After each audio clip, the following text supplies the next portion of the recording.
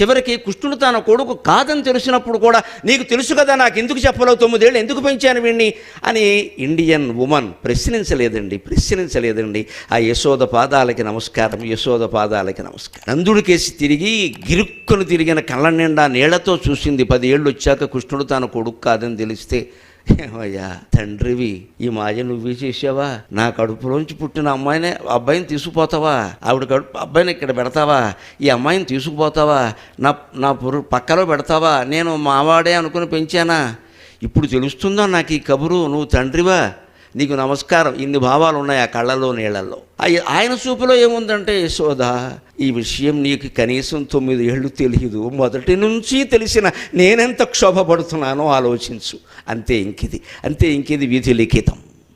మన కర్తవ్యం మనం చేశాం. వసుదేవుడు నాకు ప్రాణమిత్రుడు. ఆయన అడిగాడు, పిల్లాన్ని తీసుకెళ్ళి నీ దగ్గర ఉంచు, లేకపోతే చచ్చిపోతాడు ఆయన.